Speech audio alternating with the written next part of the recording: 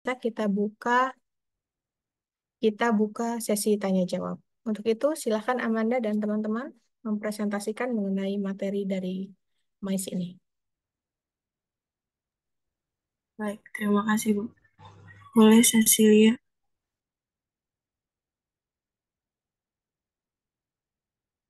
Materinya tentang apa, Mbak?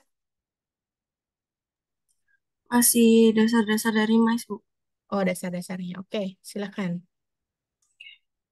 Oke, saya mulai ya, Bu. Assalamualaikum warahmatullahi wabarakatuh. Selamat pagi semuanya. Yang terhormat Ibu Dewi Nurmalasari, SPDMM, dan Ibu Mayang Rianti, SIKOM MIKOM, selaku dosen pengampu mata kuliah MAIS di semester 5 ini.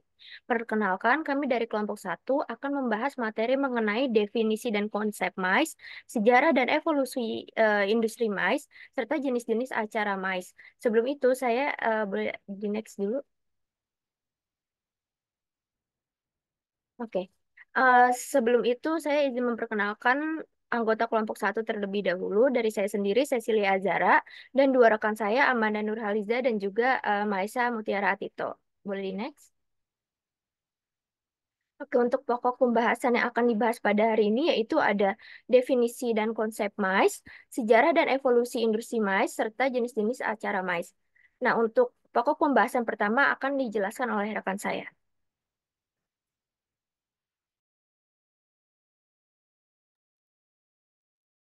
Terima kasih Cecil. Jadi di sini pokok pembahasan yang pertama itu adalah mengenai definisi dan juga konsep MICE. Boleh tolong di next? Ya, jadi di sini ada dua definisi dari para ahli. Yang pertama itu menurut Pandit pada tahun 1999. Di sini tuh Pandit mengatakan bahwa MICE itu diartikan sebagai suatu wisata konvensi dengan batasan usaha jasa konvensi, perjalanan insentif, dan pameran yang merupakan suatu usaha dengan kegiatan memberi jasa pelayanan bagi suatu pertemuan sekelompok orang seperti negarawan, wisatawan, ataupun cendekiawan dan sebagainya untuk membahas masalah-masalah yang berkaitan dengan suatu kepentingan bersama. Sedangkan menurut Kasru pada tahun 2004, emas itu sebagai suatu layanan yang kegiatan kepariwisataan yang aktivitasnya itu merupakan perpaduan antara suatu leisure dan juga bisnis yang biasanya itu melibatkan sekelompok orang secara bersama-sama melalui rangkaian kegiatannya itu dalam bentuk meeting, insentif, travel, convention, kongres, conference, dan juga exhibition. Nah, jadi dari dua definisi di atas ini dapat disimpulkan lagi bahwa Mas itu merupakan suatu jenis wisata yang mencakup penyelenggaraan kegiatan-kegiatan seperti pertemuan, insentif, konvensi, dan juga pameran yang melibatkan sekelompok orang dengan tujuan untuk membahas kepentingan bersama. Nah, jadi kalau menurut Pendit sendiri, Mas ini tuh lebih berfokus pada jasa pelayanan untuk em, membahas pertemuan dari berbagai kalangan. Nah, kalau sedangkan menurut Kasrul itu, Mas ini merupakan perpaduan antara suatu aktivitas mistis dan juga rekreasi yang melibatkan partisipasi kolektif dalam berbagai bentuk acara. Boleh di next. Nah, selanjutnya itu ada konsep MICE. Jadi di sini ada empat. Yang pertama itu meeting. Nah, meeting ini tuh merupakan salah satu pertemuan dari dua atau lebih orang yang diselenggarakan untuk mencapai tujuan bersama melalui interaksi verbal. Jadi contohnya itu seperti berbagi informasi ataupun mencapai mencapai kesepakatan yang dapat berupa kayak presentasi, kemudian diskusi, seminar, pelatihan dan juga sebagainya. Nah, kemudian yang kedua itu ada insentif. Jadi insentif ini tuh adalah suatu penghargaan yang diberikan oleh perusahaan kepada karyawannya sebagai bentuk apresiasi ataupun kinerja mereka dalam pekerjaan. Jadi dalam industri mais itu insentif ini tuh diwujudkan dalam bentuk kesempatan untuk melakukan sebuah perjalanan gitu. Jadi sebuah pengalaman wisata yang ini tuh tujuannya tuh untuk memotivasi dan juga memberikan penghargaan kepada karyawan untuk meningkatkan kinerjanya dalam mendukung tujuan organisasi ataupun perusahaan. Kemudian yang ketiga itu ada conference. Jadi konferensi ini dapat mencakup perjanjian antara negara-negara, pengusaha, pemerintahan ataupun perjanjian internasional. Nah, perjanjian ini tuh biasanya tuh terkait seperti isu-isu perang dan juga sebagainya. Nah, jadi kalau konferensi ini sifatnya itu lebih resmi karena diadakannya itu dalam skala yang cukup besar yang dihadiri oleh perwakilan ataupun delegasi seperti pemerintah, kemudian asosiasi ataupun industri gitu. Yang tujuannya itu untuk melakukan diskusi, pertukaran informasi ataupun tindakan atas permasalahan yang khusus gitu, yang menjadi perhatian bagi bersama. Kemudian yang keempat itu ada exhibition. Jadi exhibition ini tuh suatu kegiatan yang diadakan untuk menyebarkan informasi dan juga promosi yang berhubungan dengan suatu penyelenggaraan konvensi atau yang ada kaitannya dengan pariwisata. Boleh di next.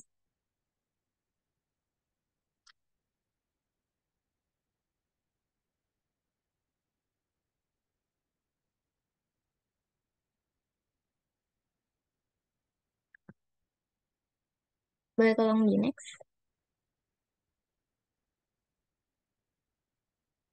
Oke, selanjutnya ini ada fungsi MICE. Di sini ada tiga fungsi. Yang pertama itu meningkatkan durasi kunjungan wisatawan. Jadi dengan meningkatnya durasi kunjungan wisatawan ini tuh dapat menjadi salah satu strategi yang cukup penting juga dalam mendukung dan juga mendorong pertumbuhan perekonomian, khususnya itu di industri pariwisata. Nah, kemudian yang kedua ini fungsi dari MICE itu meningkatkan jumlah pengeluaran di tempat wisata. Jadi, sebagaimana yang kita ketahui, industri MICE itu kan merupakan salah satu sumber pemasukan pariwisata yang terbesar. Nah, jadi melalui MICE ini, kebutuhan akan fasilitas pertemuan dan juga akomodasi yang memadai itu pastinya akan meningkat. Jadinya itu sehingga memberikan peluang yang cukup besar juga untuk meningkatkan pengeluaran wisatawan di destinasi tersebut. Kemudian yang ketiga itu berfungsi sebagai pengembangan SDM. Jadi eh, Mas ini berfungsi dalam mendorong pengembangan SDM maupun fasilitas untuk memenuhi standar dari usaha industri MICE tersebut. Boleh di next? Sebentar Mbak, sebelum melanjutkan, KJ, tolong untuk absensinya dikelola hari ini ya, yang tidak on cam dianggap tidak hadir. Baik, Bu. Ya, silahkan dilanjut Mbak. Ibu saya jangan melanjutkan lagi. Jadi di sini selanjutnya itu ada tujuan dari MES. Di sini ada 5 tujuan. Yang pertama itu bertukar informasi. Jadi MES ini bertujuan untuk bertukar informasi seperti menyediakan platform bagi para peserta ini untuk berbagi informasi, kemudian ide dan juga pengalaman. Kemudian yang kedua itu bertujuan untuk memecahkan masalah. Jadi di sini para peserta ataupun ahli bisa saling belajar belajar dalam memecahkan masalah seperti bekerja sama, kemudian berdiskusi, kolaborasi yang memungkinkan itu pertukaran metode ataupun solusi yang mana itu untuk menghasilkan suatu pengalaman dan juga perspektif yang beragam. Kemudian yang ketiga itu memperluas wawasan dan juga pengetahuan. Jadi dalam konferensi dan seminar ini juga seringkali kan menghadirkan pembicara-pembicara yang cukup ahli gitu dari berbagai bidangnya. Nah, ini juga memberikan kesempatan kepada peserta untuk memperluas wawasan dan juga pengetahuan mereka. Tuh. Kemudian yang keempat itu menyelesaikan konflik. Jadi MICE ini juga dapat berfungsi sebagai bertujuan maaf, untuk menyelesaikan konflik atau perbedaan pendapat dalam berbagai pihak. Gitu. Kayak misalnya itu contohnya ada diskusi terbuka dan juga mediasi yang dapat membantu untuk menemukan suatu kesepakatan bersama gitu. Kemudian yang kelima itu mendiskusikan hal-hal masa depan dan mendatang. Boleh di next?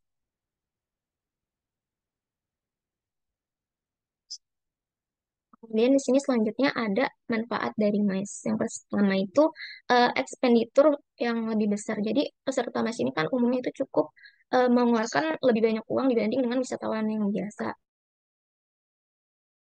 Jadi seringkali itu mereka menghabiskan dana yang untuk akomodasi premium, kemudian fasilitas konferensi,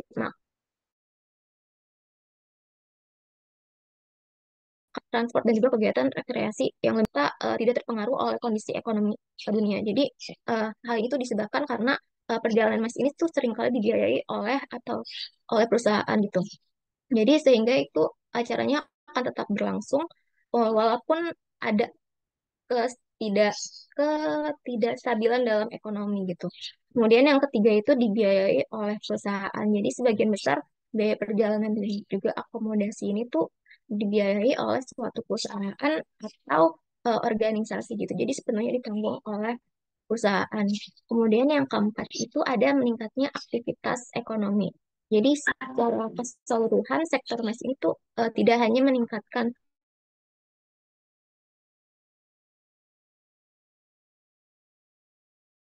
pengeluaran di destinasi saja, tetapi juga positif terhadap ekonomi lokal, serta mendukung keberagaman dan juga ketahanan industri pariwisata. Boleh di next.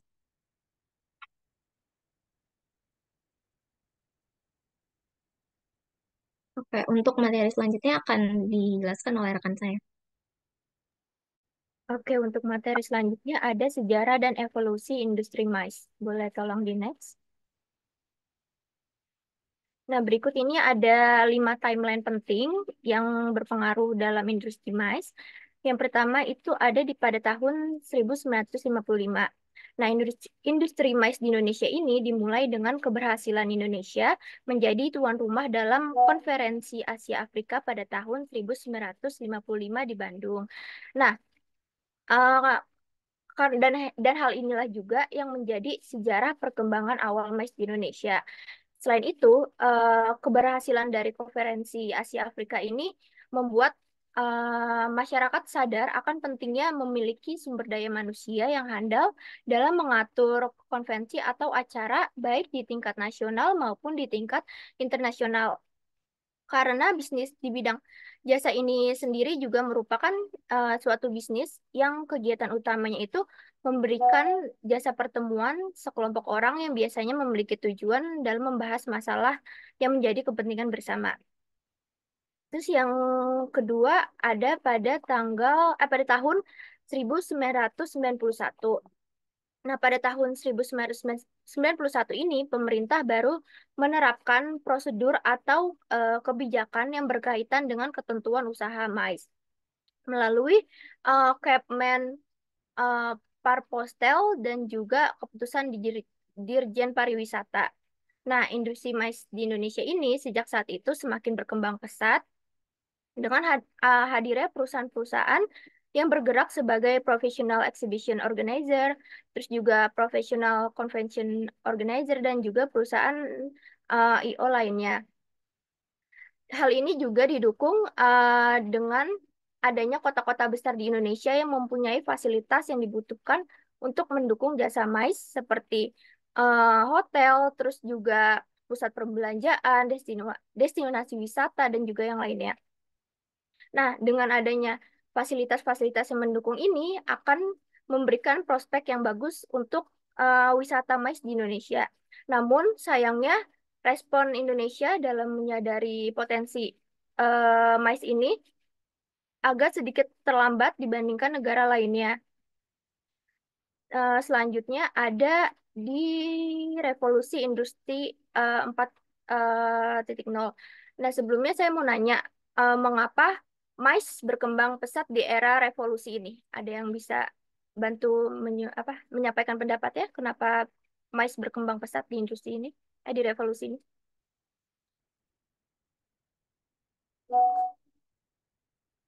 Oke, boleh, Shiva. Menurut saya, kenapa sih Mas itu bisa berkembang di revolusi 4.0 ini? Karena di revolusi ini sekarang kan itu kan udah banyak peralatan canggih ya. Jadi kita bisa menggunakan teknologi-teknologi yang canggih itu eh, di dalam industri mais sehingga kualitas dari mais sendiri itu juga eh, udah terupgrade gitu. Oke, terima kasih Shiva. Untuk yang lain, apakah ya ada yang ingin menyampaikan pendapatnya juga?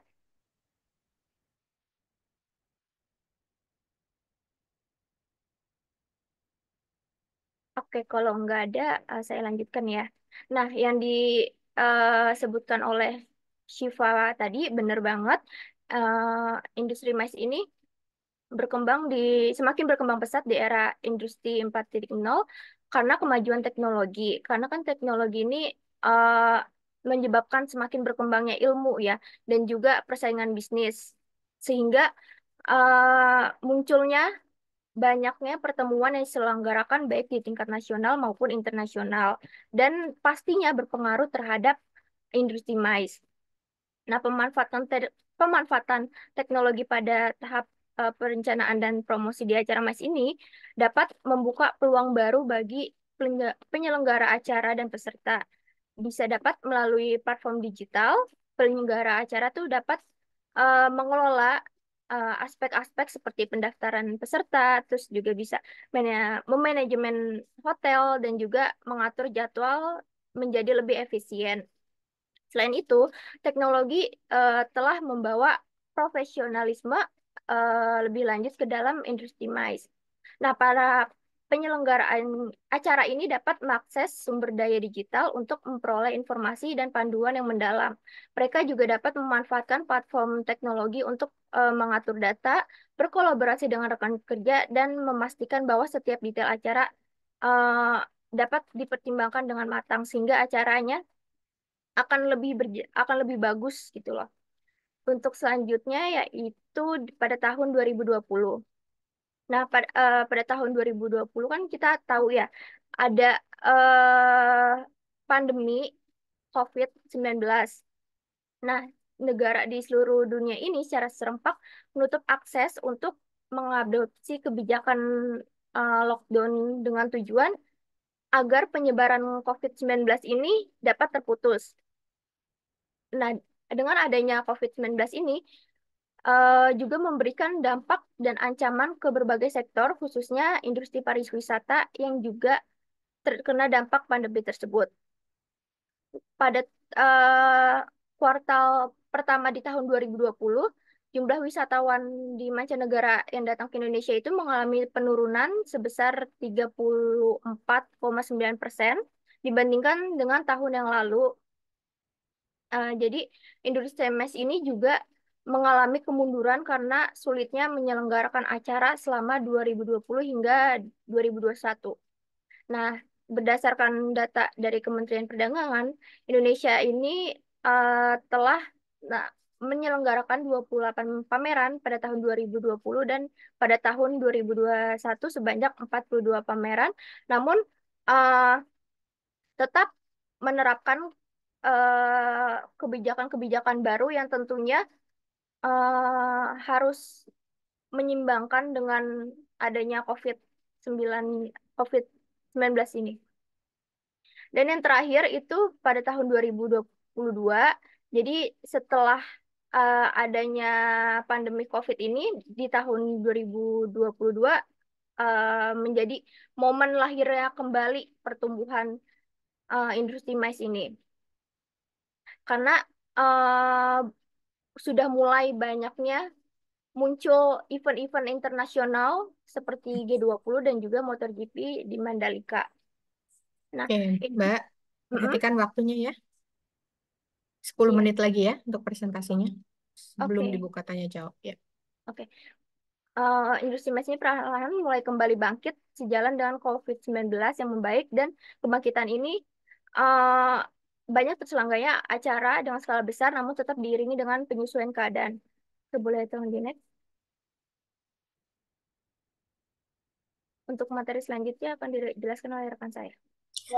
Terima kasih Cecilia. Eh, sebelumnya. Nah, selanjutnya itu ada jenis-jenis acara mais. Sebelum masuk ke jenis-jenis, ada yang tahu nggak nih contoh dari salah satu acara mais? Tadi kan itu ada meeting, insentif, conference, dan exhibition. Boleh nih ada yang tahu nggak contoh salah satu aja contoh yang familiar lah kira-kira? Ada yang mau jawab?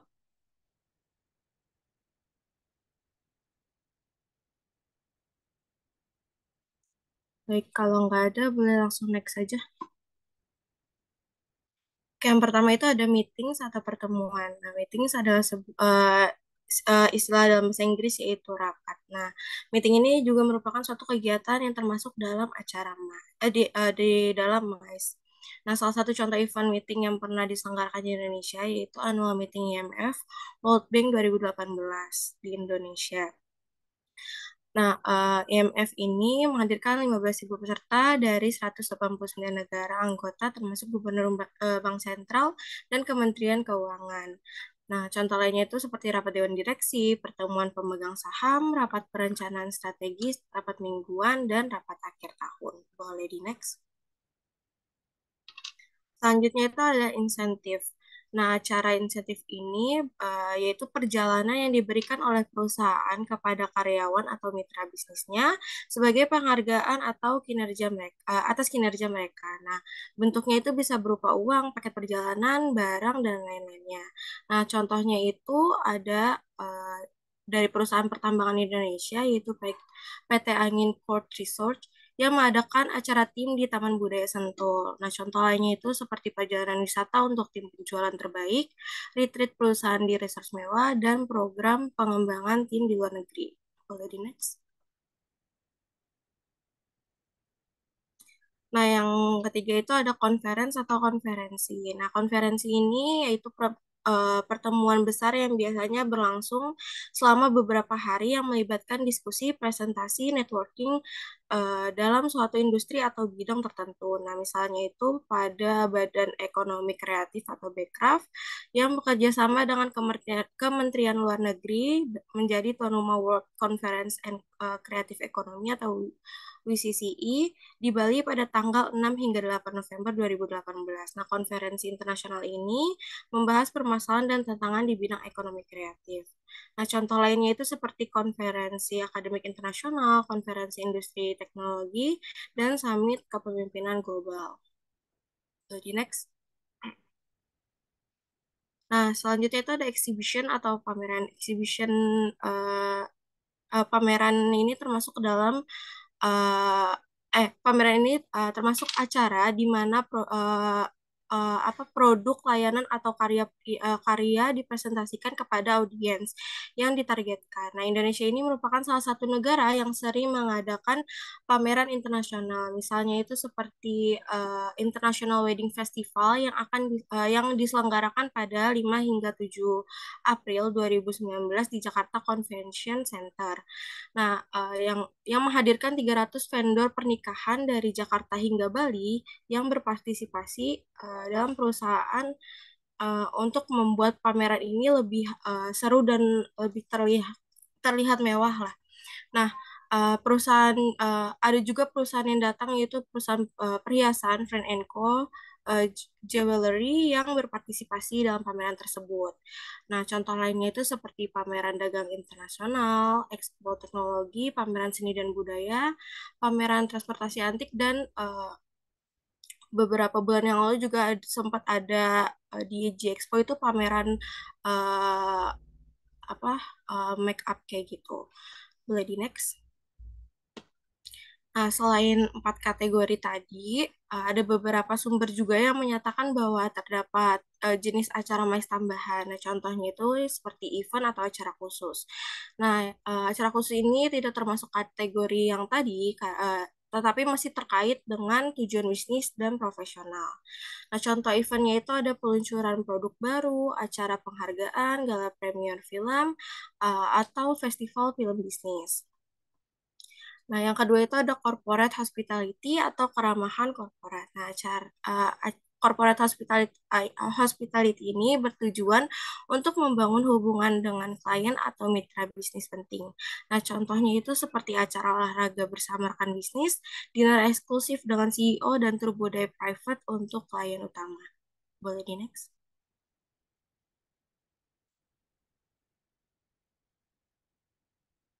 Sekian presentasi dari kelompok kami.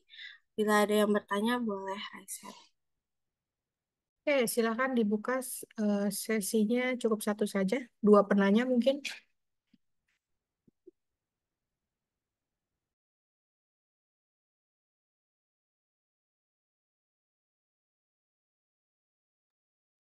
Ya, itu sudah ada yang angkat tangan, Mbak. Silakan, Mbak.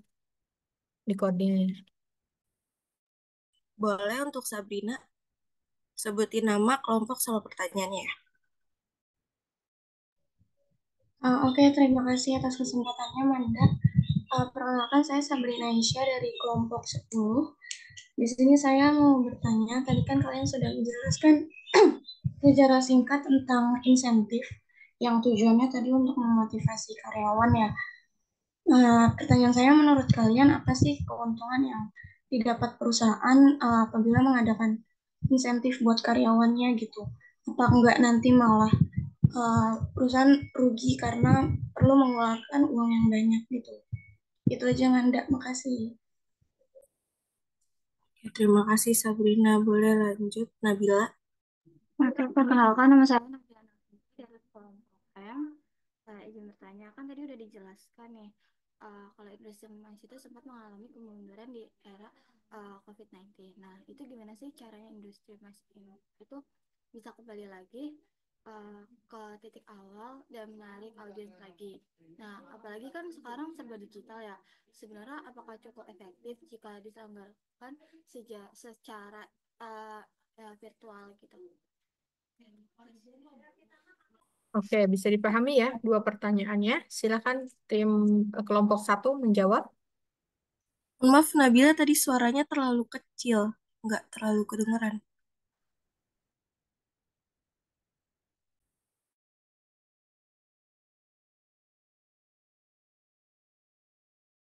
Oke, saya coba simpulkan pertanyaan dari Nabila ya. Nabila bertanya, itu 2020 kita mengalami trouble dalam segi perkembangan MAIS karena ada pandemi COVID. Nah, menurut kelompok yang presentasi, bagaimana industri MAIS itu bisa bangkit dan apakah jika memang digantikan oleh teknologi bisa juga meningkatkan keefektifannya gitu. Silakan, Mbak. Oke, terima kasih Bu.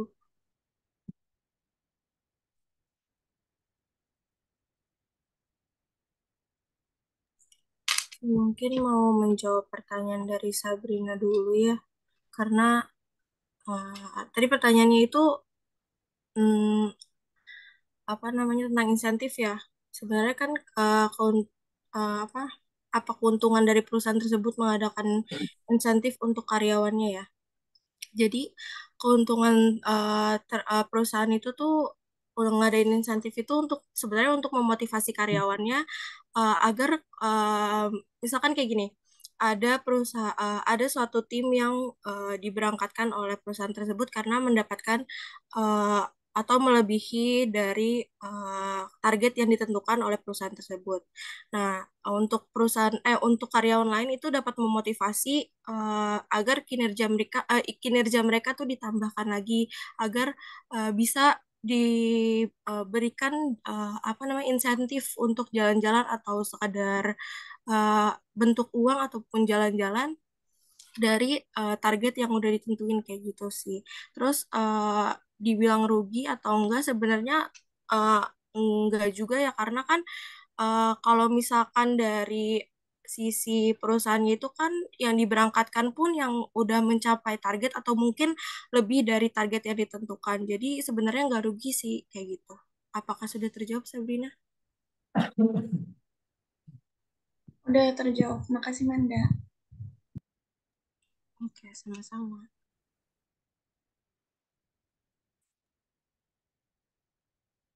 Oke, saya izin jawab pertanyaan dari Nabila. Tadi ada dua pertanyaan ya. Em, Gimana caranya industri emas itu bisa balik lagi ke titik awal, jadi bangkit lagi. Kemudian, apakah cukup efektif gitu bagi eh, MAIS jika diselenggarakan secara virtual? Ya, jadi menurut pendapat kelompok kami, eh, karena kan sekarang perkembangan teknologi dan juga zaman itu kan udah pesat banget ya. Jadinya semua itu beralih dan juga diintegrasikan ke digital gitu, yang mana dapat mencakup jangkauan yang lebih luas lagi. Nggak hanya di nasional aja, tapi juga ke global, nggak internasional gitu. Terus juga eh, gimana caranya sih biar bisa ini lagi, bangkit lagi? Yang pertama itu mungkin dapat menyediakan konten yang berkualitas. Jadi dengan memilih suatu topik yang lagi hot atau yang lagi hangat-hangatnya. Jadi di sini tuh juga dapat menarik audiens gitu. Terus juga tetap menjaga interaksi dan juga networking dengan peserta atau audiens. Dan yang terakhir mungkin bisa menggunakan strategi pemasaran digital. Jadi untuk menjangkau audiens yang lebih luas lagi melalui media sosial. Kayak misalnya tuh iklan, promosi gitu yang secara digital. Dan apakah cukup efektif jika dilakukan secara virtual? Sebetulnya kalau menurut kelompok kami tergantung pada tujuan acara, audien ataupun jenis acaranya mungkin karena kan acara virtual ini sebenarnya juga eh, cukup efektif gitu dalam menjangkau audiens global dan mengurangi suatu biaya logistik juga gitu karena kan audiens yang dalam ranah yang global itu bisa ikut bergabung gitu melalui kayaknya contohnya tuh kayak kita lagi di Zoom meeting gitu. Kemudian di sini juga sebenarnya juga ada kekurangannya, yaitu mungkin kurangnya interaksi secara langsung dan juga suatu pengalaman yang secara fisik gitu. Buat Nabila, apakah sudah terjawab? Sudah, makasih. Oke, baik. Baik, terima kasih untuk kelompok satu yang sudah mempresentasikan ya. Berikut juga menjawab pertanyaan dari rekan-rekannya. Baik, saya akan mengulas sedikit mengenai MICE ya. Tadi sudah disampaikan dasarnya, fungsinya, MICE itu sendiri, perkembangannya dari tahun ke tahun itu seperti apa sampai kepada jenis-jenis event yang ada di MICE. Oh ya, saya mengingatkan ya, pembacaannya bukan event. Event itu artinya bahkan, tapi event ya. Bedakan ya. Jadi next pembacaan event itu bukan event lagi tapi event. Oke? Oke. Nah, kalau bicara tentang MICE itu secara keseluruhan, MICE ini sekarang sedang berkembang pesat bahkan di setiap bahkan di beberapa universitas MICE itu sudah bukan menjadi salah satu mata kuliah, bahkan menjadi salah satu program studi di bawah Fakultas Pariwisata. Nah, artinya di dunia kerja, MICE itu keahlian memiliki kemampuan dalam pengelolaan MICE itu sangat dibutuhkan di dunia kerja seperti sekarang. Buktinya banyak program studi di universitas-universitas yang baik itu negeri maupun swasta membuka program studi daripada MICE.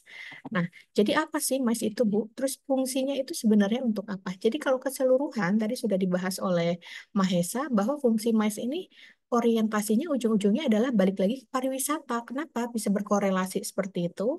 Karena penyelenggaraan MICE idealnya targetnya adalah untuk meningkatkan pendapatan di daerah tersebut, masyarakat daerah tersebut. Makanya kalau kalian jeli, biasanya event-event yang berkelas internasional akan selalu diadakan di daerah-daerah yang memang dekat dengan unsur pariwisatanya. Contoh di Mandalika, banyak nggak di situ unsur wisatanya? Banyak. Conference sering kita temui di mana daerah di Bali banyak gitu. Pemilihan lokasi untuk SEA Games, untuk yang tingkat apa ASEAN gitu ya, itu banyak juga diselenggarakan di kota-kota yang identik dengan pariwisatanya yang tinggi gitu. Nah, jadi selain dari terselenggaranya sebuah acara, MICE juga diperuntukkan untuk bagaimana bisa menambah devisa negara khususnya ya secara umum dan pendapatan di daerah tersebut secara khususnya. Jadi jangan hanya berpikir hit and run gitu. Acara udah selesai, udah nggak jadi beban untuk penyelenggara. Tapi bagaimana MICE itu bisa menambah pendapatan dari daerah tersebut. Otomatis kalau misalnya terselenggaranya acara, bagaimana pemilihan venue-nya. Terus pesertanya yang hadir pasti pilih hotel di daerah tersebut. Pulang bawa oleh-oleh, merchandise-nya disiapkan. Jadi UMKM yang di tempat tersebut juga akan berdampak dari penyelenggaraan MICE yang sudah dilakukan gitu ya. Nah, itulah fungsi MICE secara keseluruhan. Ada juga yang bertanya, insentif di sini bukan dalam kategori insentif secara khusus ya, artinya sempit gitu pengetahuannya. Insentif di sini adalah sebuah kegiatan yang tujuannya adalah untuk memberikan insentif atau reward kepada si karyawan, yang mana karyawan itu akan diberikan insentif apabila mencapai achievement atau target yang sudah ditentukan oleh kantor. Nah, tadi pertanyaannya, kalau seperti itu berarti sebenarnya perusahaan rugi dong, gitu ya. Nah, kalau berbicara mengenai rugi atau tidak, perusahaan yang sehat dia akan melihat SDM atau karyawan pegawainya itu adalah sebagai suatu aset. Nah, jadi kalau orientasinya karyawan itu aset, bagaimana karyawan itu dikelola supaya dia tambah loyal terhadap perusahaannya. Dengan cara apa? Ya dengan cara diberikan insentif dan reward-reward tersebut. Kalau sudah loyal, maka perusahaan juga yang dia merasakan diuntungkan gitu. Nah, itu kalau misalnya perusahaan yang orientasinya adalah melihat bahwa SDM itu adalah merupakan sebuah aset, bukan hanya sebuah alat gitu. Nah, sayangnya di Indonesia ini masih sedikit perusahaan-perusahaan yang kadang-kala melihat si karyawan ini sebagai alat semata, bukan merupakan sebuah aset. Perusahaan-perusahaan yang besar, yang berskalanya sudah luas gitu ya, itu melihat karyawan ini sebagai alat. Makanya sering banget untuk dilakukan pelatihan, diikutkan pelatihan karyawan-karyawannya. Terus diberikan insentif, terus diberikan reward apabila mencapai target yang telah ditentukan. Gitu, ya. Jadi insentif ini semacam kalau misalnya kalian lihat ada perusahaan apa gitu ya memberikan insentif dalam bentuk pemberian rewardnya jalan-jalan ke luar negeri misalnya, atau di daerah yang lokal sih misalnya di daerah-daerah di Indonesia, pariwisata di Indonesia yang memang disiapkan untuk eh, pemberian dari insentif tersebut kepada karyawan seperti itu ya. Nah, lalu berikutnya yang tadi saya tangkap 2020 MICE mengalami penurunan. Nah, MICE itu sendiri sebenarnya kan tujuan utamanya adalah tidak hanya terselenggaranya sebuah acara, tapi meningkatkan pendapatan di daerah tersebut. Gitu. Maka irisan tipis sekali irisannya dengan pariwisata, sektor pariwisata gitu. Nah, kalau misalnya 2020 diserang pandemi, lalu bagaimana Bu, fungsi MICE itu? Gitu. Nah, fungsi MICE di sini sebenarnya lebih kepada terselenggaraannya acara saja, tapi pendapatan daerah itu pasti akan berkurang banyak dong, gitu. Karena kan venue, pemilihan tempat, venue-nya, terus hotelnya, terus orang-orang jadi tidak datang secara on the spot ke tempat, bisa digantikan virtual. Banyak sekali pengurangan-pengurangan pendapatan dengan digantikannya melalui virtual seperti itu. Nah, efektifnya gimana? Nah, sekarang kalau saya ganti, balikan lagi ke kalian, kalian kalau misalnya online, senangnya ada interaksinya secara online atau offline biasanya? Offline. Nah, sama seperti conference juga dilakukan secara online dan offline, itu akan mengalami dua efektif yang berbeda. Ya, jadi ada dua, ibarat dua sisi mata pisau gitu. Salah satunya ya bisa mempermudah, biayanya jadi hemat, tapi di sisi lain efektivitasnya tidak akan terlalu maksimal. Seperti itu. Ya. Nah, terus berikutnya yang menjadi catatan saya lagi mengenai event yang nanti kira-kira kelas ini laksanakan. Apakah sudah ada progres?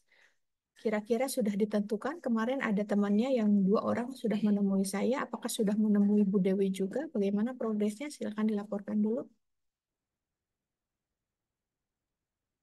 Kalau untuk bertemu Bu Dewi itu kami belum bertemu dengan beliau, Bu. Cuman kemarin eh, habis ketemu sama Ibu kita udah nentuin siapa-siapanya. Terus juga eh, untuk acaranya itu kita sepakat tetap ada 2 acara utama, yaitu yang branding PHP sama yang satunya lagi hmm, sharing session dari Award ISMA, Bu. Dan itu lulusan dari PHP juga. Nah, namanya Katu Faila. Nah, Katu Faila ini awalnya pengennya bisa aja sendiri atau dia tuh nawarin juga untuk ajak temennya. Temennya itu namanya Bang Rian. Nah, Bang Rian ini salah satu mahasiswa PHP yang mengajar di Mekah, Bu. Oke. Ya. Nah, kita pengen ajak 2 orang tersebut untuk hadir dalam acara kita. Jadi, tapi untuk Bang Rian itu kemungkinan tidak bisa karena dia itu ada acara hingga di Desember nanti. Tapi ntar fiksasinya bakalan saya tanyain lagi langsung ke Bang Rian. Oke. Terus juga kita udah dapat tema acara yang bakalan kita ituin.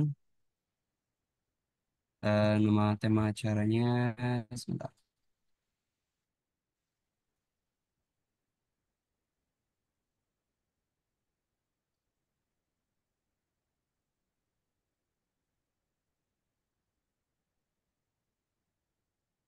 Oke, nama tema acaranya itu Shaping Your Global Success Opportunity for International Education and Careers in Economics and Administration.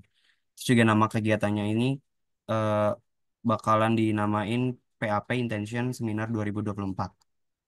Oke, terus untuk ruangan itu kan awalnya kita pengen di Aula Maftuha di GDS ya Bu. Cuman kemarin tim Hmm. logistik udah ngecek ternyata Aula Maftuha itu udah ke booking sama acara lain. Oke, Jadi jadi untuk ruangan kemungkinan kita pindah ke Ki Hajar Dewantara lantai 9. oke.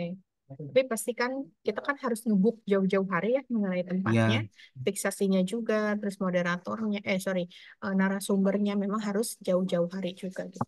Nah, ini jadi konsepnya dalam bentuk apa? Seminar kah atau workshop? Kalian tahu bedanya antara seminar dengan workshop? eh, ya Bu. Kita Ya, lebih apa ke itu? seminar sih Bu. Lebih seminar. Kenapa Hmm. nggak workshop? Hmm, mungkin karena kita cuma ngambil dua acara yang memang eh, dilaksanain dalam waktu yang singkat, terus juga target kita siswa SMA, SMK. Oke, jadi kalian harus tahu ya, karakteristik dari seminar dengan workshop itu berbeda. Kalau seminar itu lebih kepada tahapan kognitifnya, ada pembaharuan kognitif dari para peserta. Kognitif itu apa? Kognitif itu adalah pengetahuan. Jadi orang yang tadinya tidak tahu, datang ke acara kalian akhirnya menjadi tahu. Itu untuk seminar targetnya. Tapi kalau misalnya untuk workshop, pelatihan, ada keterampilan yang nanti dibawa pulang oleh oleh peserta yang hadir. Jadi kalau misalnya keterampilan workshop itu dilaksanakannya biasanya tidak lebih dari 1 hari karena kan ada pembekalan dari segi teoritisnya dan praktek langsung gitu. Nah, jadi makanya kenapa kalian memilih untuk seminar? Mungkin kalian tahapannya ada hanya sampai ke pembaruan pengetahuan dari para peserta gitu. Nanti lampirkanlah di proposalnya. Jadi tujuan dari seminar ini apa? Jadi harus sudah sampai tahap sana gitu. Membedakan antara seminar dengan workshop. Ya, untuk pesertanya dari awal sudah tidak ada perubahan, tetap targetnya siswa-siswi SMA SMK. Eh, ya, ada perubahan diubah menjadi masing-masing sekolah itu kan kita targetnya jadinya 5 anggota OSISnya. Tapi kita naikin sekolahnya Bu jadi 20 sekolah. Oke, 100. kenapa pertimbangannya? Karena menurut kami kalau misalnya ngambil dasaran dari ibu juga yang kemarin kita obrolin itu 100 orang itu masih terlalu sedikit ya karena kapasitas ruangannya juga masih lumayan besar dan paling nanti sisanya itu kita buka untuk umum. Oke, sip. Yang jelas pastikan dari segi biayanya juga ya, hati-hati kalau kalian banyak peserta berarti harus sudah siap dari anggarannya juga pasti akan bertambah. Nah, yang tadi saya pesankan, upayakan jangan sampai ada dana dari kalian yang keluar. Cari sponsor dari sekarang, jauh-jauh hari, cari yang banyak channelnya, yang punya relasi luas gitu. Sponsor itulah yang kita andalkan untuk penyelenggaraan acara event ini. Seperti itu. Ya. Baik Bu. Oke, sejauh ini sudah bagus, tapi tadi temanya nanti saya tanya lagi deh minggu depan atau kalian minggu ini upayakan ketemu Bu Dewi, sodorkan temanya. Kalau saya lihat temanya kepanjangan ya, kayak tema tagline itu harus selaras gitu. Upayakan yang gampang diingat, diucapkan gitu. Kayak Indonesia aja tiap tahun kalian tahu nggak? Kayak 17 Agustus itu tiap tahun temanya sederhana loh, tapi maknanya dalam gitu. Kayak ke tahun ini temanya tentang apa? Ingat nggak? Temanya tentang Nusantara Baru, Indonesia Maju. Gitu. Tagline-tagline-nya seperti itu. Jadi selaras gitu. Ya. Jadi kalau kalian juga upayakan seperti itu.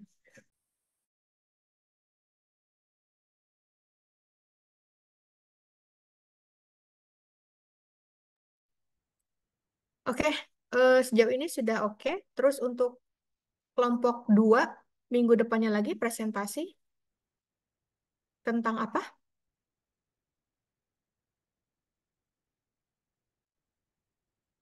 Halo, kelompok 2 Tentang sejarah perkembangan kegiatan pembelajaran, Bu. sejarah perkembangan kegiatan Enggak, Bu. pembelajaran. Maaf. Bukan. Tentang ini, proses perencanaan dan pelaksanaan acara MAIS. Oke. Makanya saya kaget kenapa ke RPP ini. Oke, siapkan ya kelompok berikutnya. Terus juga di minggu keberapa harus sudah melampirkan proposalnya, KJ. Tolong nanti ingatkan ya, karena kan di pertemuan ini tidak hanya materi, nanti di pertemuan keberapa akan ada laporan progres dari mahasiswa untuk event tersebut. Ya, Iya, Bu. oke. Kalau ya ada yang mau tanyakan lagi? Kalau tidak ada, KJ untuk absensinya, kamu bantu koordinir saja, terus kirimkan link dalam bentuk Excel boleh, atau Google Doc juga boleh, kirimkan ke saya, jadi tiap minggu diperbaharui di situ. Absennya tiap minggu ya, Bu? Iya, tiap minggu. Oh, baik, baik. Ya, jadi yang off cam, tolong anggap untuk tidak hadir karena kesepakatan kita di awal seperti itu. Ya, Baik, Bu. baik. Terima kasih untuk hari ini. Izin karena saya ada rapat dengan Pak Aroni, jadi tidak bisa sampai selesai jam 10.